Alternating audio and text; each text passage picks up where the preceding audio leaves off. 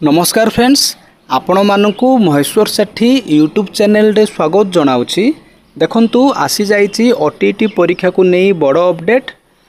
आज आमे एई वीडियो माध्यम रे ओटीटी परीक्षा विषय रे आलोचना करिबा। आपनको पाखरे मोर गोटे रिक्वेस्ट कि आपण माने वीडियोटी को लास्ट पर्यंत देखंतु, कारण वीडियोटी को लास्ट पर्यंत देखिबा द्वारा आपण माने संपूर्ण रूपे बुझी पारिबे। जदि आपण आम चैनल को फर्स्ट टाइम पय देखुचंती ताहाले वीडियो को गोटे लाइक करंतु, चैनल को सब्सक्राइब करी पाखरे थिबा बेल आइकन को प्रेस करी ऑल नोटिफिकेशन बटन को ऑन करंतु। सब्सक्राइब करिबा द्वारा आपण माने सबुदिन नोटिफिकेशन पाई परिबे।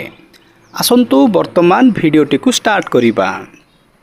देखंतु न्यूज़ पेपर रे बाहरिछि ओटीटी प्रश्नपत्र लीक को प्राथमिक विद्यालय शिक्षक संघर निंदा करिसंती। देखंतु ओटीटी प्रश्नपत्र लीक को प्राथमिक विद्यालय शिक्षक संघ निंदा करिसंती। परीक्षा तारीख तुरंत घोषणा हो बोली से माने कहिसंती।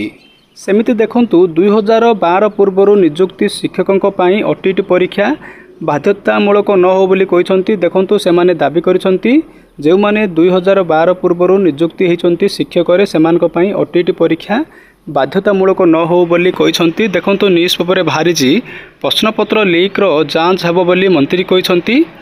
परीक्षार किछि घंटा पूर्व लीक होइछि ओटीटी प्रश्नपत्र। मोबाइल टू मोबाइल प्रश्नपत्र घूरी बुलिबा पर सरकार परीक्षा को बंद करछंती। एई बळी सांघातिक मामला रे प्रतिक्रिया रखिछंती विद्यालय और गणशिक्षा मंत्री नित्यानंद गंड। नवरंगपुर सहरर विभिन्न प्रकल्पर लोकार्पण उत्सव अवसर में गणमाध्यम को सरकार आभिमुखे संपर्क सूचना देइछंती।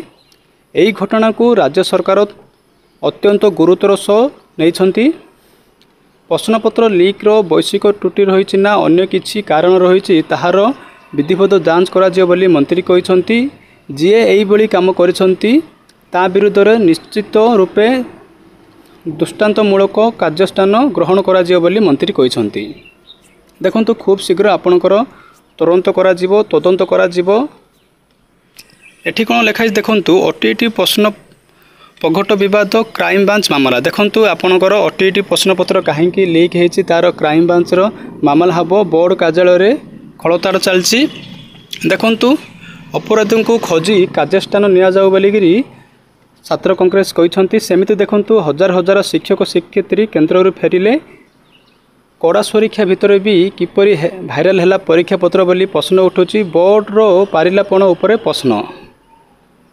एबे देखंतु बारंबार परीक्षा परिचालन त्रुटि जानचंती। सबु बेले ओटीटी परीक्षा रे एमिति प्रॉब्लम फेस करिया को पड़े भोगुचंती परीक्षार्थी। अनेक बार प्रश्नपत्र लीक अभियोग आपण माने जानचंती। केबे स्थायी नियुक्ति समाधान हबो बोली कहिसंती।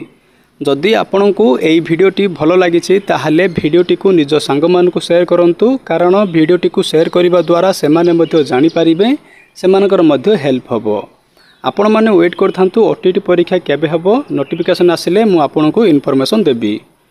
वीडियोटी को देखिथिबारु आपण मानकु बहुत बहुत धन्यवाद। Thank you.